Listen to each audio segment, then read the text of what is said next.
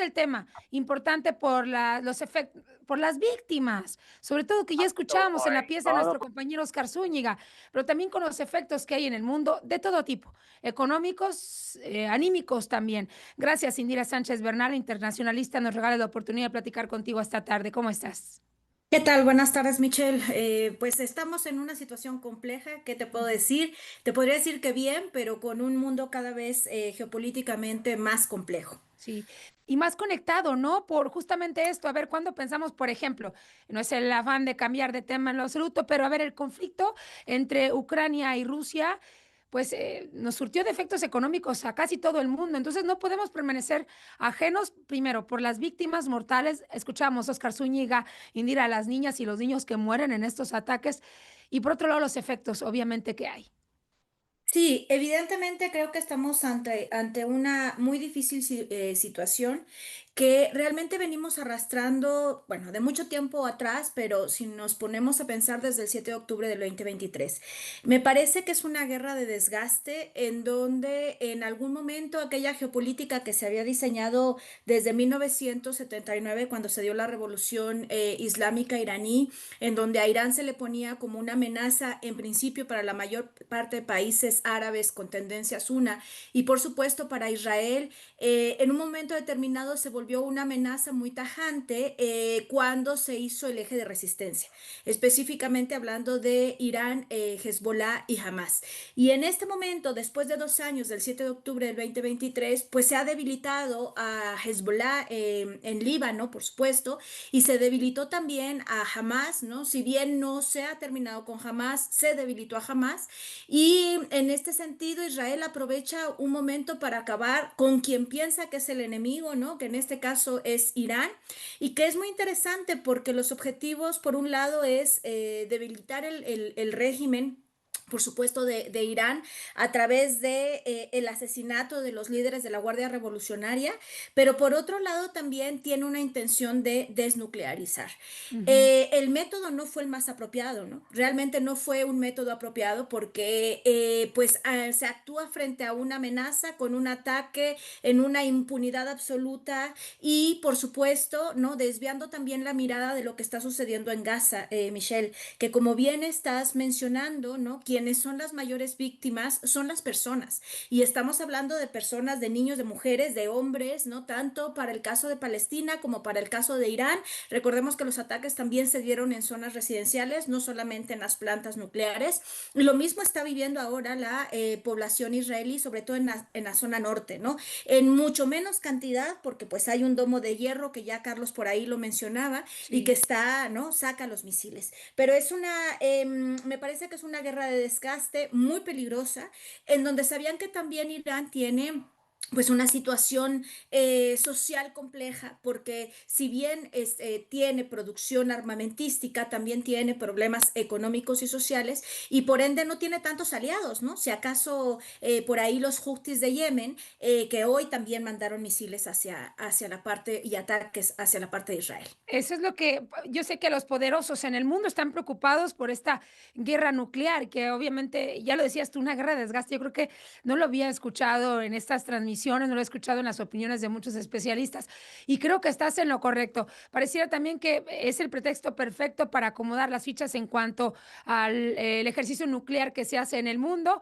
pero en el tema de la población y los aliados, bien quiero apuntar lo que mencionas, Indira, porque justamente veíamos imágenes muy temprano en redes sociales de cómo la gente en Irán está abandonando su territorio, pero ¿hacia dónde va? ¿Con el apoyo de quién? ¿Económicamente cómo? Es decir, la verdad es que este tipo de conflictos solo están arrojando poblaciones a la pobreza extrema, refugiados que no tienen un futuro y un desgaste de la zona increíble. Y muchos lo pueden llamar así necesaria, además.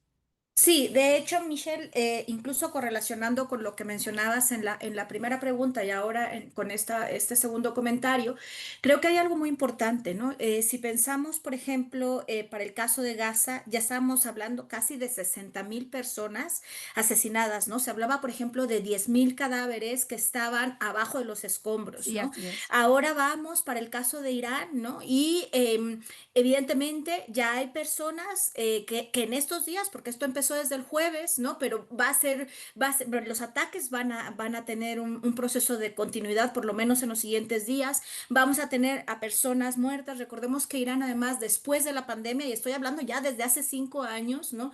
Tuvo problemas económicos muy fuertes, muy, muy fuertes, y en el ámbito de salud, en el ámbito de educación, y por supuesto, esto traerá como consecuencia que las personas quieran salir de su territorio, ¿no? Pero lo que tú decías, ¿hacia dónde van los iraníes en este momento? Ujú. Había especulaciones de que Rusia y China podían intervenir para el caso de Irán.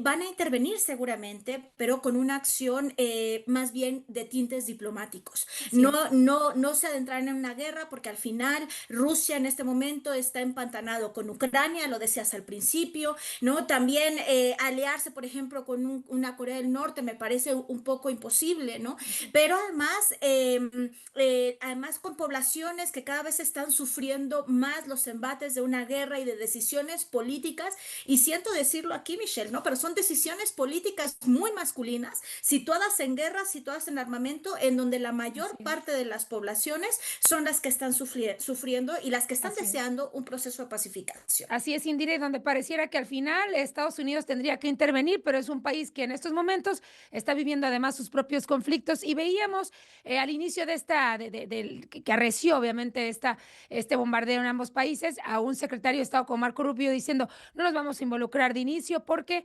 tenemos que garantizar la integridad de nuestros soldados. Es decir, vamos a entrar, pero no en la medida que a ustedes les gustaría para frenar o ganar, al menos de un lado. Entonces, esto queda en un plano a la mitad y alarga la vida de este conflicto, sin duda, entre ambos países.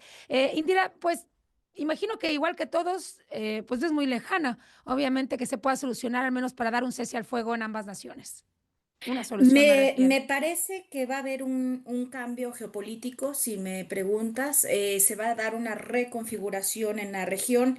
También comentabas, el intervencionismo estadounidense tampoco es una solución, no lo ha sido nunca. Y siento decirlo, no lo fue en Irak, no lo fue en Kuwait, no lo fue en Afganistán, ¿no? Ahí tenemos otra vez a los talibanes después de presencia estadounidense 20 años. Sí, Entonces también la narrativa de salvacionismo, ni de parte de Israel ni de parte de Estados Unidos, ha sido funcional.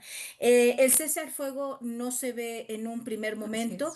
pero también es verdad que Irán no tiene las condiciones para mantener una guerra prolongada, ¿no? Así es, Indira, porque Entonces, sobre todo porque Israel lamentablemente tiene víctimas, obviamente, pero al menos tiene un domo, obviamente, para protegerse y una fuerza del alta Estado mucho, tecnología. muy alta tecnología, una fuerza de Estado. La verdad, sus Ujú. militares son ejemplo a nivel mundial. Y yo espero platicar contigo más adelante, Indira. Gracias por esta entrevista. Michelle, muchas gracias, que estés muy bien. Vamos a una Saludos. pausa. Bueno.